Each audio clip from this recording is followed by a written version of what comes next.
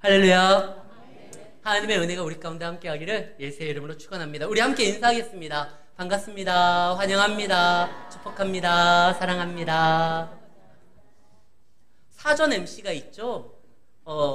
콘서트나 아니면은 음악회에 분위기를 띄우고 또 앞으로 나올 그 무대에 등장할 사람들을 소개하는 역할을 감당을 합니다.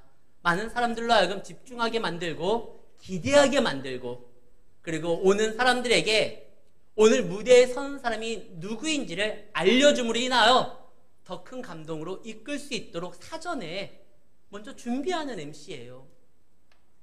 이런 MC가 아니더라 할지라도 장래의 사회자가 이후에 등장할 사람들을 소개하는 경우도 있습니다. 그 미 합중국 대통령이 의회에 들어올 때는 항상 먼저 소개하는 사람이 있어요. 미국 대통령 이제 입장하십니다. 그럼 사람들이 다 기립해가지고 그 대통령을 맞이해요.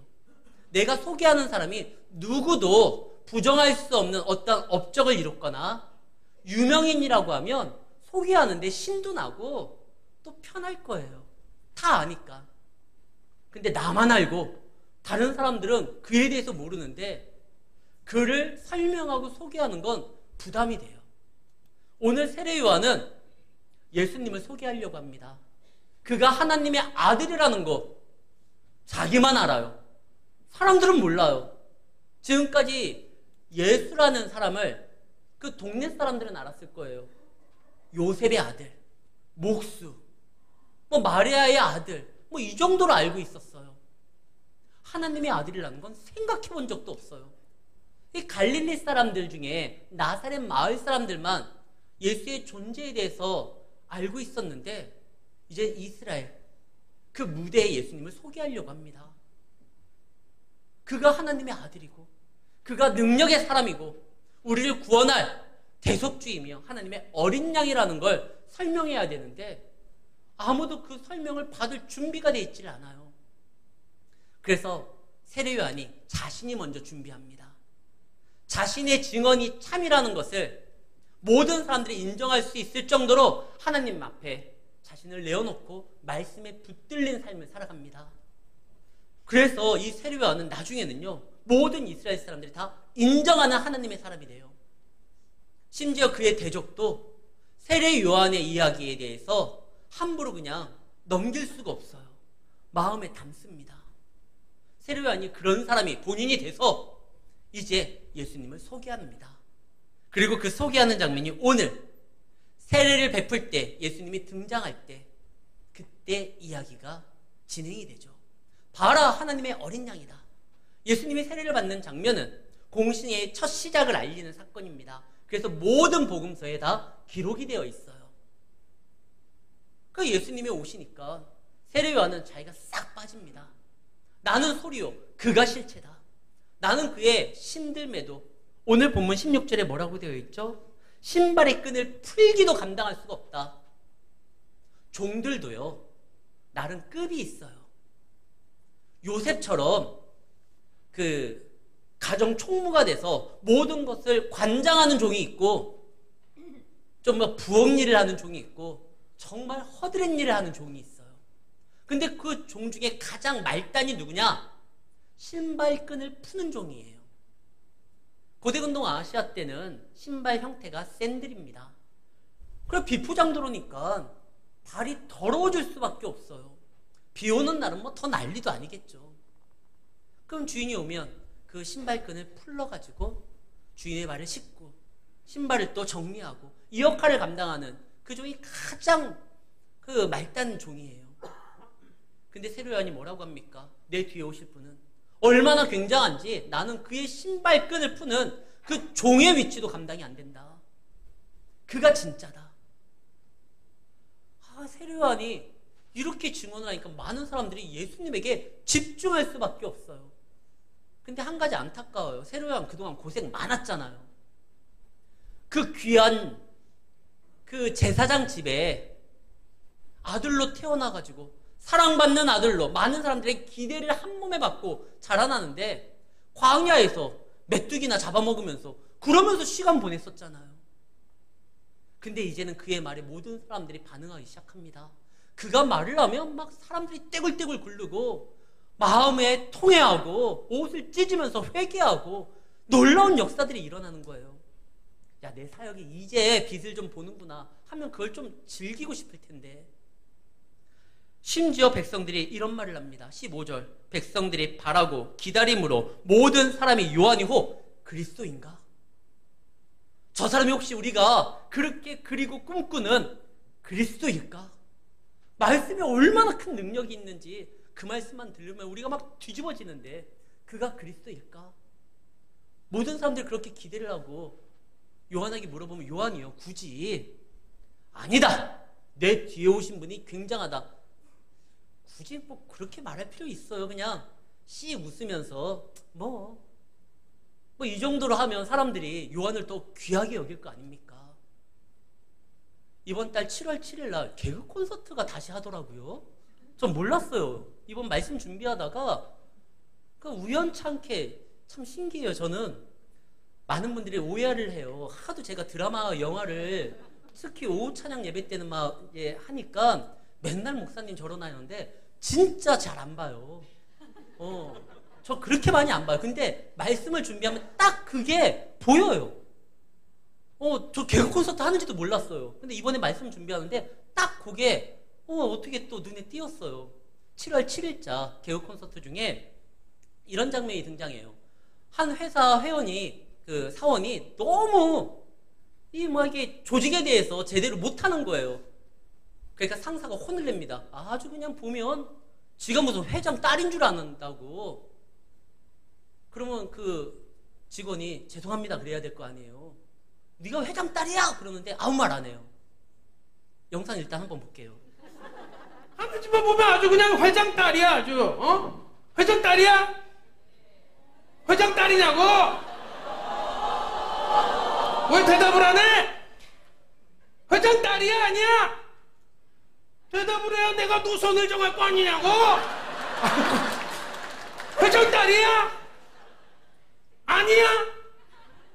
회장 딸이면 아주 잘하고 있는 거예요. 아주 재기발 나라고 꿈이 먹고 좋아요. 그래서 회장 딸이야 아니야? 아니야? 대답을 해야 내가 무릎을 꿇든가 사과를 하든가 할 거 아니냐고. 부장님, 회장 딸이세요? 근데 끝까지 말을 안 해요. 요한도 이랬으면 얼마나 좋아요. 당신이 그입니까? 그러면은 요한을 대하는 태도가 더 달라졌을 거예요. 야, 진짜 우리가 잘못하다가 큰일 나는 거 아니냐? 요한이 맨날 메뚜기 잡아먹고 있는데 음식도 싸울 수도 있고, 영웅대접 막 이렇게 할 수도 있고. 근데 요한이요, 믿음은 있어요, 신앙은 있어요, 열정은 있어요. 근데 정무적 감각이 좀 떨어져요. 여기에서 그렇게 행동할 필요가 없잖아요.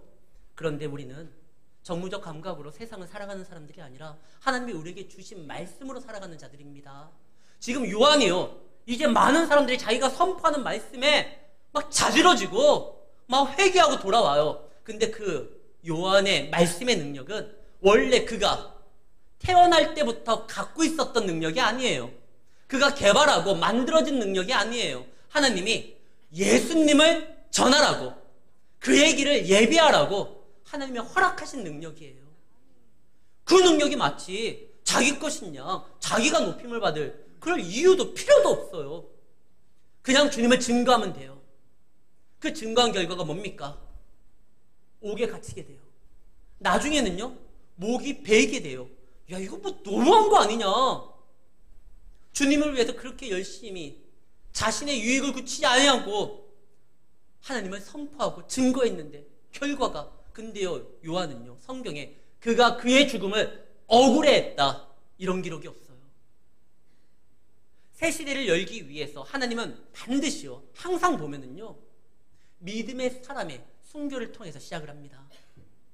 전 세계 어디나 초대교회가 세워지고 말씀이 증거될 때 그들의 생명을 살리기 위해서 하나님께서요, 믿는 사람의 생명을 걷어가실 때가 있어요. 그러면 그 본인은 나는 그 좋은 날 보지 못하고 죽으니까, 아니요, 그는 천국 가는 거예요. 성경에 보면 이스라엘에서 가장 악했었던 왕으로 소개되는 사람이 있습니다. 아합이에요. 근데 그 아합이 정말 나쁜 짓을 많이 했었는데 그가 어떤 죄 때문에 그 가문이 사라지는 줄 아십니까?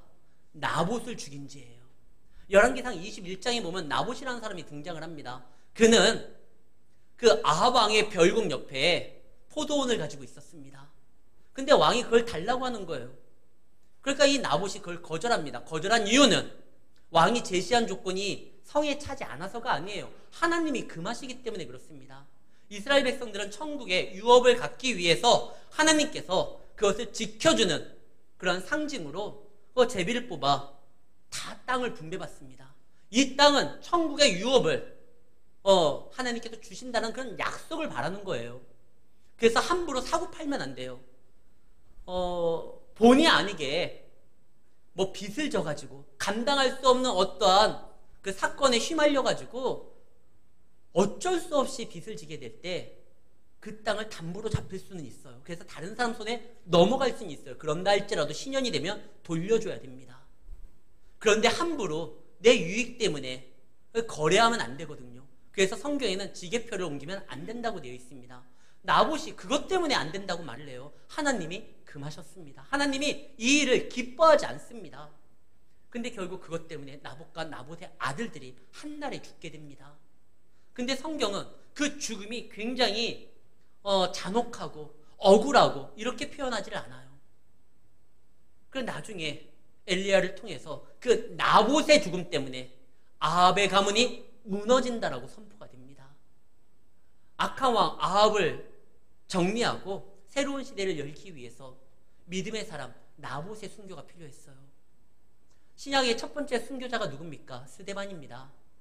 스데반에 대한 설명은 성령이 충만하고 지혜로운 사람이라고 되어 있습니다. 근데 그가 죽음으로 인하여 새로운 교회의 선교의 역사가 일어나게 됩니다.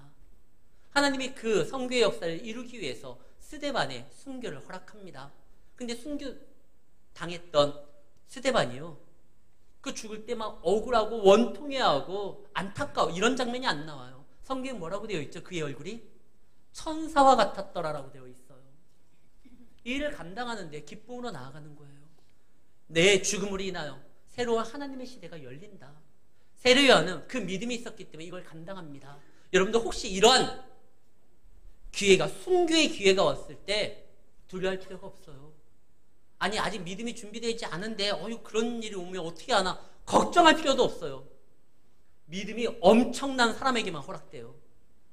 그러니까 그 일이 왔을 때 하나님이 나를 인정하는구나, 감사하구나 라고 나가는 것이지, 지금부터 두려워할 필요가 없어요. 아직 준비 안 되면 이 순교의 역사는 가장 큰 하나님의 은혜로서 채워지는 일이기 때문에 아무한테 주지 않습니다. 어쨌든 세례 요한이 그걸 감당하는 거예요. 나는 아니다, 사라져야 될 소리다, 진짜는 예수님이다, 그러고 움직이는 거예요. 그랬을 때 예수님이 이제 등장하죠. 그리고 그 사역을 감당하려고 할 때 마태복음 3장 15절 말씀입니다. 오늘 우리 본문에는 그게 기록되어 있지 않는데요, 예수께서 대답하여 이르시되 이제 허락하라. 우리가 이와 같이 하여 모든 일을 이루는 것이, 모든 의를 이루는 것이 합당하니라 하시니 이에 요한이 허락하는지라. 예수님이 세례받으러 오니까 세례요한이 깜짝 놀라요. 어떻게 내가 당신에게 세례를 베풉니까? 제가 당신에게 세례를 받아야죠. 저는 이거 감당 못합니다. 겸손한 것처럼 보이고 이게 또 염치 있는 것처럼 보이지만, 새로운 시대를 열기 위해서는 나에게 다가오신 예수님, 내 생각과 전혀 다른 모습으로, 내가 생각하고 꿈꾸는 어떠한 상황이 아닌 전혀 다른 상황으로 다가온다 할지라도 주님을 맞이해야지만 하나님과 나와의 관계가 정상화될 뿐만 아니라 새로운 시대가 열리는 거예요. 아직 내가 준비되어 있지 않습니다. 왕이 초대를 하는데 장가 가야 되고 소를 사야 되고 밭에 가서 일을 해야 되고, 그 왕의 초청을 거부했던 사람들이 있어요. 그때 그들은 거기에 참여하지 못합니다. 누가 왕궁이 열려있는 상태에서 들어가서 왕과 함께 그 잔치에 참여할 수 있느냐? 왕이 초대할 때, 왕이 내 삶에 들어올 때 그를 맞이하는 거예요. 예수님이 말씀하시죠. 허락해라. 그래야지만 의를 완성할 수 있다. 여기에서 의를 행한다라는 뜻은 하나님과 우리의 관계가 정상화된다라는 거예요. 성경에서 의라고 하는 것은 하나님과 나와의 관계가 회복되는 거, 정상화되는 것, 바르게 세워지는 것, 이것을 뜻합니다. 그래서 예수님이 말씀하시죠. 야, 거절하지 마. 거절하면 안 돼. 네가 지금 생각하는 거와 다른 모습으로 내가 너에게 다가간다 할지라도 그게 필요하니까 다가간 거야. 너는 나를 맞이하면 돼. 예수님께서 그 제자들과 함께 할 때 제자들의 발을 씻겨준 적이 있습니다. 예수님이 정성껏 발을 씻겨주려고 하니까 베드로가 이야기를 하죠. 제 발은 씻겨줄 수 없습니다. 그때 예수님이 이런 말을 해요. 그렇지 않아도 나도 처음에 한다고 했는데 야, 내가 생각해보니까 제자가 12명이나 되는데 니들 발 씻는 거 맞아, 나도 좀 그런 것 같다. 고맙다 베드로야. 역시 수제자. 예수님이 그러지 않았어요. 요한복음 13장 8절에 보면 예수님께서 베드로에게 만약에 이것이 허락되지 않으면 너와 내가 상관이 없다. 베드로가 이르되 내 발 절대로 못 씻습니다. 예수께서 대답하시되 내가 너를 씻어주지 않으면 네가 나와 상관이 없다. 참 베드로는 단순한 것 같아요. 이 말 들으니까 또 오버하잖아요. 그럼 저 목욕시켜주세요. 예수님 무슨 다 큰 어른을 또 남자를 목욕을 시켜줍니까? 아니, 그럴 필요는 없다. 대신 발만 일단 씻자. 이 베드로의 이 말에서 우리가 알 수 있는 건 베드로는 처음에 어떻게 염치 없이 내가 예수님 앞에 이런 호강을 누리게 됩니까? 안 됩니다. 아니다. 내가 씻겨준다고 하면 발 내미는 것이 나와의 관계를 이어가는 것이다. 여러분 삶 가운데 예수님이 갑자기 훅 들어올 때가 있을 거예요. 생각지도 못하는데 예수님이 여러분들을 만나려고 강력한 역사로 들어오실 때가 있을 거예요. 그때 지금 바쁘니까 내가 처리해야 돼. 어떠한 프로젝트가 있으니까. 저 지금 고3이니까 시험 기간이니까 저 지금 취업 준비 중이니까 마음이 막 감동이 오고 말씀이 들려지는데 애써 그걸 부인하고 나중에 진짜 잘할게요 하나님. 요 시간만 빼면 요거만 좀 참아주면 제가 진짜 잘할게요. 내년에는 진짜 하나님께서 야 그만하라 할 정도로 저 잘할게요. 착각하지 마십시오. 내년은 우리에게 허락된 시간이 아닙니다. 시간은 하나님의 것이에요. 지금 이 순간 말씀이 들려지고 하나님이 나에게 다가오고 나에게 은혜를 주시려고 하실 때 그것을 받아야지. 이거 미루면 안 돼요. 예수님께서 말씀하시죠. 의를 행하기 위하여 하나님과의 관계를 정상적으로 세우기 위해서 이거 해야 된다. 나는 죄가 없지만 죄인을 대표하여 십자가에서 대속주로 죽을 건데 하나님의 어린 양으로 그들을 대표하기 때문에 내가 세례 받아야 된다. 그러니까 허락해라. 그때 허락을 합니다. 그리고 세례를 베풀죠. 그때 무슨 일이 벌어집니까? 마태, 마가, 누가, 요한에 기록되지 않은 다른 복음서에서 기록되지 않은 누가복음만에게 기록된 말씀이 하나 있어요. 21절 백성이 다 세례를 받을세 예수도 세례를 받으시고 기도하실 때에 하늘이 열리며 다른 복음서에서는 예수님이 세례를 받을 때 하늘이 열리고 음성이 들립니다. 그리고 성령이 비둘기처럼 내려와요.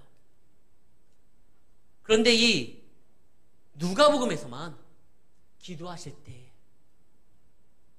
누가복음에서 예수님의 첫 사역을 시작할 때 가장 적극적으로 행동하셨던 그 사역이 바로 기도입니다. 그래서 누가복음요 기도복음이라고도 해요. 기도에 의해서 가장 많이 기록되고 설명된 게 바로 누가복음입니다.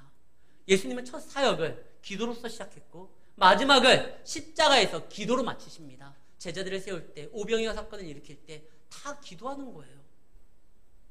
기도할 때 하늘이 열립니다. 그리고 하나님의 음성을 들어요.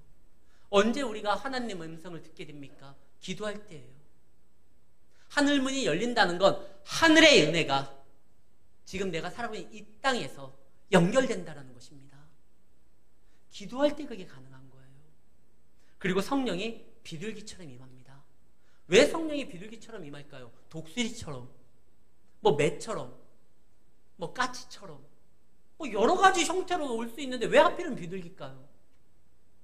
성경의 비둘기가 처음으로 등장하는 것이 창세기 6장입니다. 어디에서 등장을 하게 되냐면 노아의 방주 때예요.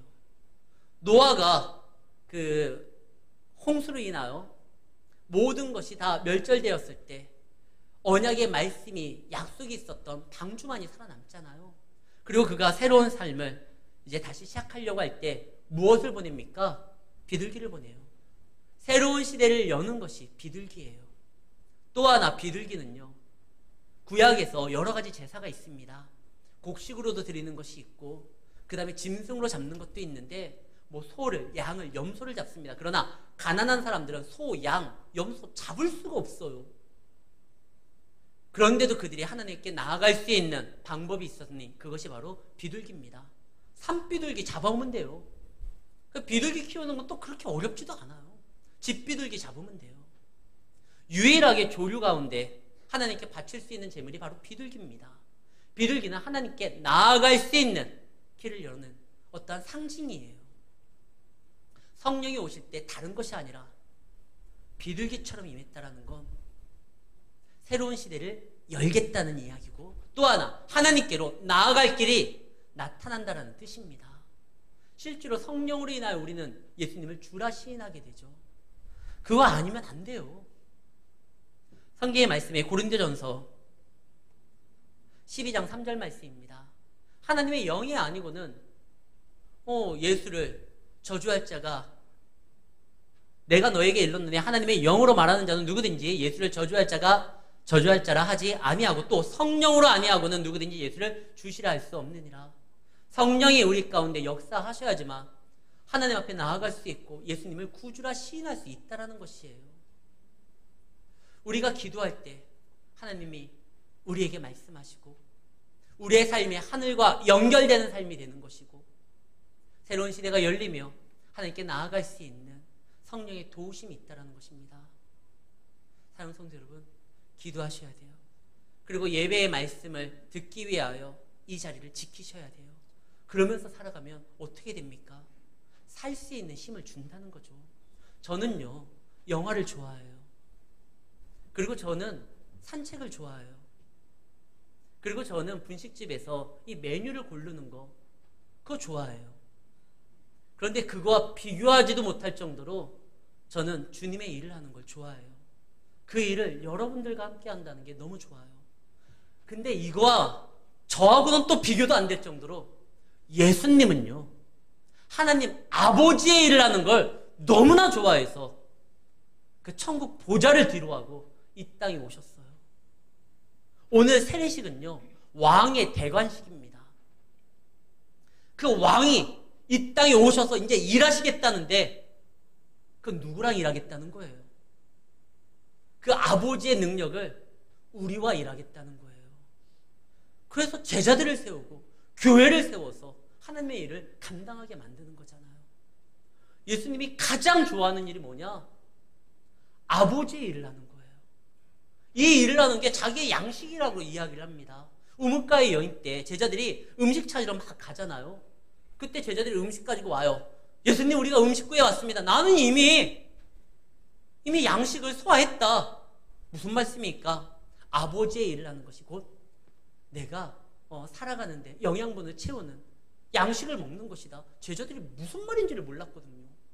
예수님은 아버지의 일을 하는 게 너무나 좋은 거예요. 그것이 자신의 삶의 양식이라 생각을 하신 겁니다. 근데 그 일을 제자들과 교인들과 함께 나누기를 원한 겁니다. 이게 얼마나 감사한지를 몰라요. 우리가 이 일을 두고 다른 일에 매진함으로 인하여 시간 날 때, 기억날 때 주님을 찾는 건 정말 우리에게 가장 귀한 것을 주시기 위하여 이 땅에 오신 예수님의 사랑에 대해서 제대로 반응하지 못하는 일입니다. 주님과 함께하는 것이 우리의 힘이에요. 하나님과 함께하는 것이 우리의 능력인 것이에요. 여러분들 어떠한 일을 하시든지 하나님과 동행하시기를 바라고 주님의 일을 사모하시기를 바랍니다. 그리고 무엇보다 기도함으로 하늘문을 여시는 자가 돼야 돼요. 그리고 그 하늘문을 열었다 해서 끝나는 것이 아니에요. 그 천국의 삶을 내 삶 가운데 채워야 되는데 그 방법이 뭐냐? 말씀에 보면은요, 공간복음에 동일하게 등장하는 것이 변화산 사건입니다. 마태복음 17장 5절 말씀입니다. 그때에 소리가 나서 이르되 이는 내 사랑하는 아들이요 내 기뻐하는 자니 너희는 그의 말을 들으라. 마가복음 9장 7절 말씀입니다. 구름 속에서 소리가 나되 이는 내 사랑하는 아들이니 너희는 그의 말을 들으라. 누가복음 9장 35절 말씀입니다. 구름 속에서 소리가 나서 이르되 이는 나의 아들이 곧 택함을 받은 자니 너희는 그의 말을 들으라.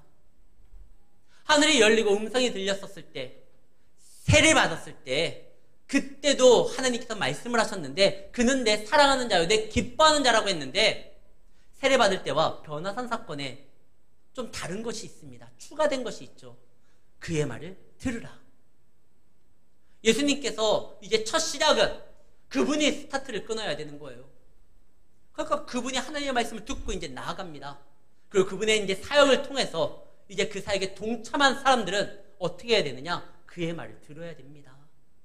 그래야지만 그 능력이 우리 삶 가운데 채워지는 거예요. 그의 말이 어떤 말입니까? 성경에 기록된 말이 뭐죠? 우리가 부르는 그 찬양이 있잖아요. 예수 사랑하심은 성경에서 배웠네. 날 사랑하심 성경에 쓰였네. 이 성경의 말씀은 하나님이 우리를 향한 사랑의 메시지예요. 내가 너를 얼마나 사랑하고 내가 너를 어떻게 생각하고 내가 너에게 이러한 약속을 주고 그 약속을 지키기 위하여 나는 한시도 쉬지 아니하고 너희를 인도하겠다. 이 말씀을 들어야 돼요. 이 말씀을 들으면 끝까지 갈 수 있습니다. 예수님께서요, 세례를 받을 때, 공생을 시작할 때 제일 첫 번째 들었던 말이 바로 이 말씀이에요. 그는 내 아들이요 내 사랑하는 자요 내가 기뻐하는 자라. 아, 주님이, 하나님이, 아버지가 나를 사랑하는구나. 그 말씀 붙들고 나아갑니다. 그러다가 그가 또 십자가를 앞에 두고 변화산 사건 때 다시 한번 하나님이 말씀하시죠. 너는 내 택한 자요 내 사랑하는 자다. 예수님이 그 하나님과의 사랑이 확인되니까, 그 긴밀한 관계가 이어진다라는 확신을 가지니까 십자가 상에서도 아버지께 자기의 모든 것을 다 맡깁니다. 우리가 하나님이 우리를 사랑한다는 것을 안다고 하면 우리 끝까지 갈 수 있어요. 우리가 왜 실패하고 넘어지고 쓰러집니까? 하나님의 사랑이 의심이 들기 시작하고 하나님의 나 사랑한다는 그 말씀이 내게 들려지지 아니하니까, 그러니까 무너지고 의심하게 되고 실망하게 되는 거예요. 사랑하는 성도 여러분, 우리가 신앙생활 끝까지 믿음생활 잘 감당하며 천국 백성으로 살아가기 위해서라도 우리는 하나님이 나를 사랑한다라는 그 메시지를 계속적으로 들어야 됩니다. 그분이 나를 사랑한다고 하면 뭐가 두려워요? 온 천지를 만드신 그 하나님이 나를 사랑하고 나에게 관심이 있고 지금도 졸지도 주무시지도 아니하고 내 삶을 응원하신다는 걸 알고 있는데 뭐가 두려워요? 어떤 환난이 두려워요? 예수님이 이걸 아니까 두렵지가 않은 거예요. 처음에는 이 제자들이 이걸 잘 몰랐잖아요. 예수님이 잡히시니까 막 다 도망가잖아요. 근데 예수님이 다시 나타나서 말씀하시죠. 베드로야, 네가 나 사랑하느냐? 내가 당신을 사랑하는지 당신이 아십니다. 다시 배신자였던 자기를 찾아와서 사랑을 이야기하시고 사랑을 논하시고 사랑으로서 세워주시는 예수님을 알기 때문에 이제는요, 베드로가요 죽음을 두려워하지 않아요. 뭐가 두렵습니까? 그래서 베드로를 막 협박하고 나중에 막 그럴 때 베드로가 이런 말을 하죠. 야, 내가 너희들 말 듣는 게 낫냐? 살아계신 생명을 주관하시는 아버지의 말씀을 듣는 게 낫냐? 아무리 협박해도 나는 여기에 대해서 굴복하지 않을 것이다. 그분이 나를 사랑하시고 부활의 주님이 나와 함께 하시니. 사랑하는 성도 여러분, 그분이 함께하면 우리 살 수 있는 겁니다. 그분이 그냥 떠나시지 아니하고 우리에게 그분과 함께 사역하셨던 성령 하나님을 보내주셨습니다. 비둘기같이 오신 그 성령 하나님, 새로운 역사를 여시고 하나님께로 나아갈 수 있는 길을 인도하여 주시고 지금도 우리에게 새 힘을 주시는 그 하나님, 그 성령님이 우리를 위하여 죽으시고 부활하신 예수님이 우리와 함께 한다는 사실, 그걸 분명히 안다고 하면 두려워 마십시오. 어떤 일이 있어도 그것은 아멘으로, 감사함으로 받을 일들입니다. 나에게 순교가 필요하다? 순교할 수 있는 믿음을 주십시오. 그 믿음이 없는 사람에게는 주지도 않아요. 저는 순교를 한 번도 두려워한 적이 없어요. 근데 그마다한 믿음이 안 되거든요. 아마 나는 순교하진 않을 것 같아요. 근데 만약에 그 정도 됐으면 하나님이 허락한다고 하면 그럼 받아야죠. 그러니까 하나님께서는요, 여러분들이 받을 만할 때 이야기하십니다. 그러니까 우리는 항상 하나님 안에서 감사하고 기대하면서 나아가면 되지, 과연 이것이 나에게 떨어질 때 어떻게 할까 두려워할 필요도 없는 거예요. 하나님께서 이제 말씀하시고 역사하십니다. 그는 내 사랑하는 자요, 내 기뻐하는 자라. 너희는 그의 말을 들어라. 그리고 다른 거에 대해서 걱정하지 말아라. 이거 하나 붙들고 나아가면 가장 좋은 것으로서, 가장 귀한 것으로서 채워주고 인도하겠다. 그 하나님이 이번 주에도 여러분들과 함께 하심을 생각하고 하나님의 백성으로, 자녀로서 하늘문이 열리는 것을 경험하면서 믿음으로 나아가는 우리 성도님들이 되시기를 예수의 이름으로 축원합니다.